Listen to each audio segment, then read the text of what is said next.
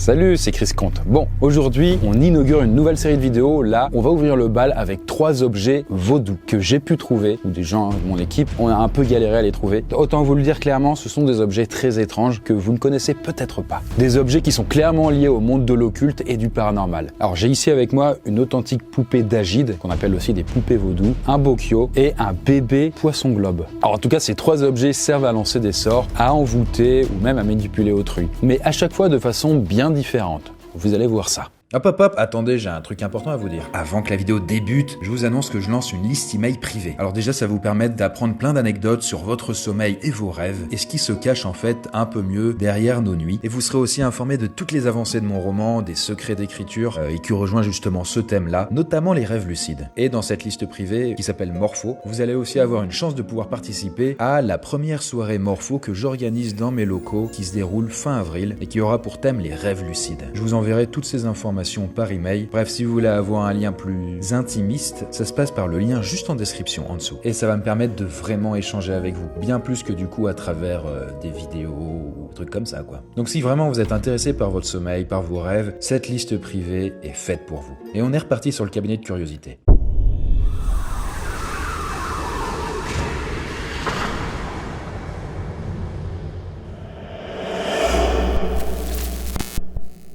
Alors laissez-moi vous parler de ce sympathique poisson globe. Alors c'est un vrai poisson globe, on a galéré à le trouver. Les gens n'arrivaient tout simplement pas à nous l'envoyer. Bref, lui il est tout petit, mais il y a des versions qui sont quand même bien plus grosses. On n'a pas réussi à les avoir. Bon, en tout cas vous connaissez sans doute le fugu. C'est un poisson qui est certes délicieux, mais qui peut vous tuer si vous le mangez mal préparé. Et ça c'est à cause du poison qu'il contient dans ses organes, à l'intérieur de ce truc-là. Et en vrai, si je vous disais qu'avec ce fameux poison, eh bien, on peut être capable de créer des zombies vaudous. Alors là, je précise, il s'agit pas des zombies de Hollywood, c'est pas ça, ni ça. C'est pas des cadavres en putréfaction qui peuvent vous bouffer le cerveau. Non.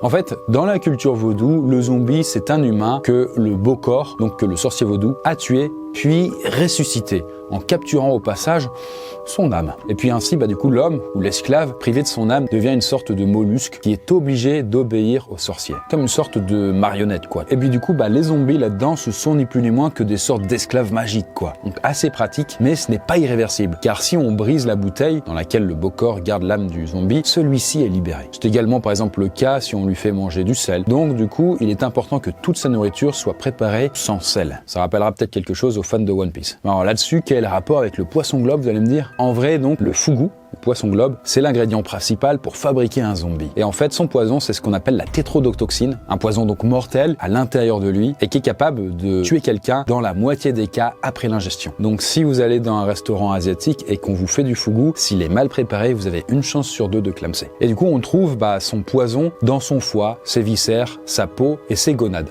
C'est couillasse quoi, tu vois, c'est les couilles du poisson.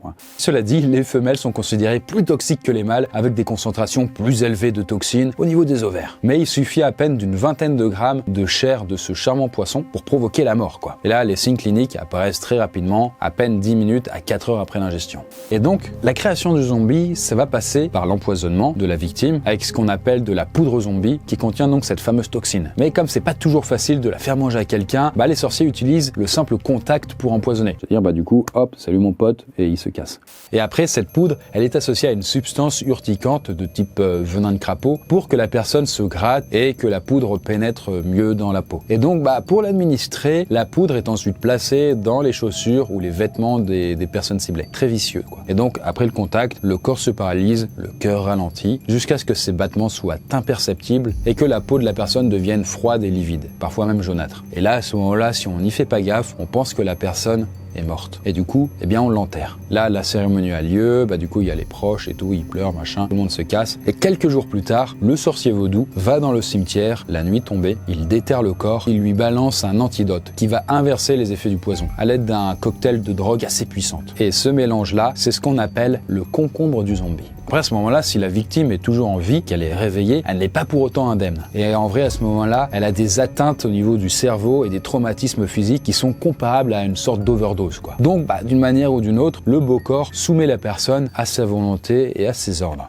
Et donc, la victime, elle reste consciente. Elle continue d'entendre ce qui se passe autour d'elle. Et selon les témoignages, le Bokor, lui, il a tout à fait conscience d'utiliser des produits chimiques plus que magiques. Mais après, ils vont quand même mélanger ces pratiques, on va dire un peu médicales, quoi, d'herbes, de plantes et tout, à des pratiques pratique un peu plus ésotérique, un peu plus mystique quoi. Alors aujourd'hui la pratique est bien sûr interdite, mais il y a encore du coup des sorciers vaudous qui se baladent, notamment au Bénin ou à Haïti, dans des communautés locales. En tout cas, clairement l'histoire la plus connue de personnes transformées en zombies de cette manière, c'est celle de Clarvius Narcisse. Alors c'est un homme qui était né en 1922 et mort en 1994. C'est en 1980 que mon ami Clarvius s'est fait zombifier. Après avoir été frotté par la poudre zombie, il a assisté, encore conscient, à son propre enterrement. Il m'a ensuite dit qu'il pouvait tout voir et entendre, mais qu'il était incapable de bouger et de parler. Il était spectateur de ses propres funérailles. Une fois déterré, on l'a ensuite forcé à travailler en tant qu'esclave dans une plantation avec d'autres zombies. Pour les garder sous contrôle, les exploitants les ont continuellement drogués. C'est seulement 2 ans plus tard qu'il est parvenu à s'évader grâce à un exploitant qui a oublié sa dose de drogue journalière. Et c'est suite à son évasion qu'il m'a raconté son histoire.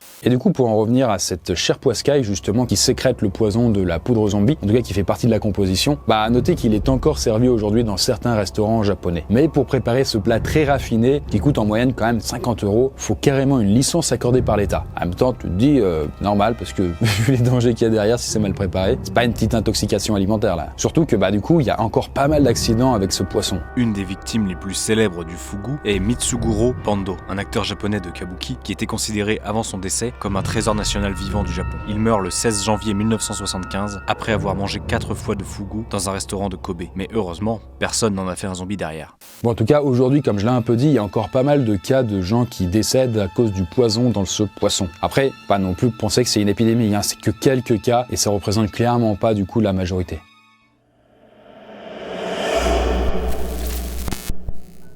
Bon, vous connaissez au moins 2 noms, l'objet le plus connu du culte vaudou, le dajid, ou poupée vaudou. Et celle-ci est authentique. C'est un ami qui travaille dans l'occultisme qui me l'a prêté. Astier, si tu nous regardes. Une poupée vaudou, c'est un objet qu'on lie à quelqu'un et grâce à cette aiguille, on peut faire souffrir la personne à distance quand on la plante dedans. Et selon l'endroit, évidemment, la tête, les bras, etc. On peut aussi la brûler, la torturer. Petite métaphore avec Gustave. Après, il existe aussi des poupées vaudou de protection, donc elles ne servent pas qu'à faire le mal. Mais bon, là, vous allez logiquement vous demander comment ça fonctionne. En fait, les dajids sont fabriqués par des bokors, c'est le nom des sorciers vaudous, et les poupées en tissu sont rembourrées avec différentes matières. Du coton, du sable, plantes, du tabac. Donc vous voyez, celle-là, elle est très simple, mais il n'y a pas besoin que ce soit avec de la poudre de perlimpinpin, quoi. Parmi ces ingrédients, on peut ajouter au besoin des morceaux de la victime que l'on veut lier à la poupée. Morceaux d'ongles, cheveux ou encore salive. Ce mélange est assez complexe et précis car il comprend des éléments bénéfiques et d'autres maléfiques. C'est l'équilibre des deux qui, selon la croyance, crée une opposition d'énergie qui va former une sorte de sphère magique autour de la poupée. Et donc ces poupées appelées dajides sont donc des sortes de reliques, parmi les plus connues. Alors dajid, ça vient de dagos, qui signifie poupée en grec, voilà. Après, je sais pas si je le prononce bien, dajid ou dagid. En tout cas, Google Trad a dit dajid. Dajid. En tout cas, le terme est relativement récent puisque ça date seulement du milieu du 19e siècle. Et auparavant, c'est le mot vult qui désignait des effigies magiques. Ça vient d'ailleurs de vultus, du latin, qui signifie visage. Après, il existe des dajids en bois, en cire, en terre ou même en argile. Et pour l'anecdote, il y a Nicolas Sarkozy, donc l'ancien président, qui avait attaqué en justice en 2008 un éditeur qui avait sorti une sorte de poupée vaudou à son effigie. Et évidemment, c'était pas une poupée pour faire du bien. Laissez-moi vous partager mon histoire concernant une poupée vaudou. Il y a une quinzaine d'années, ma sœur était éperdument amoureuse d'un garçon. C'était la première fois que ça arrivait, donc c'était très important pour elle. Je me permets aussi de préciser en parallèle que notre mère était super jolie, mais c'était aussi et surtout une droguée. Elle enchaînait les conquêtes et elle a même été arrêtée car elle gérait un réseau de prostitution. Bref, on était loin de la mère modèle quoi. Vous le voyez sans doute venir, mais notre mère elle a fini par pécho le copain de ma sœur et ils sont même partis en vacances ensemble. Bien évidemment à ce moment-là, avec ma sœur, on est rentré dans une colère noire et on a décidé de ressortir d'un placard une vieille poupée vaudou qu'elle avait reçue en cadeau. Une poupée assez simple qui semblait plus venir d'un magasin lambda que d'un sorcier vaudou. Elle la sort alors du sac en toile de jute et voit qu'il y a un manuel d'instruction. Manuel qui explique du coup que la poupée peut causer des dégâts de 3 niveaux différents. Et les sœurs choisissent évidemment le pire. En fait, selon les instructions, il fallait des cheveux ou des vêtements de la victime. Et il est précisé que plus le vêtement est porté près du corps, mieux c'est. Et du coup, les frangines récupèrent alors le plus de cheveux possible venant d'une brosse et cherchent un soutien-gorge en dentelle de leur mère, qu'elles épinglent à la poupée. Elles effectuent ensuite des chants et des incantations qui étaient listés alors que la poupée était transpercée par une aiguille. En fait, il fallait visiblement faire ça pour infliger le plus de souffrance possible. Bref, ça nous a fait beaucoup de bien parce qu'on avait besoin coûte que coûte d'évacuer notre frustration. Tout ça pour qu'au final, notre mère ne revoie plus jamais le mec en question, mais le mal était fait. Quelques semaines plus tard, alors que notre mère avait encore rencontré un nouveau gars, on a reçu un coup de téléphone. C'était un appel de la police qui nous indique que notre mère et son copain se sont battus et qu'elle est morte sur le coup. Pratiquement 2 mois après le petit rituel qu'on avait fait, notre mère venait donc de décéder. Je pense pas que la poupée soit à 100% responsable de ce qui s'est passé, mais je pense que si on n'avait rien fait ce soir-là, notre mère serait probablement toujours en vie. Est-ce que c'est un simple hasard, un retour de karma ou même une répercussion de cette fameuse soirée vaudou? Je ferai votre avis en commentaire, mais en tout cas, même si elle ne le précise pas, il y a quand même fort à parier que Casey n'a plus jamais approché une poupée vaudou de sa vie.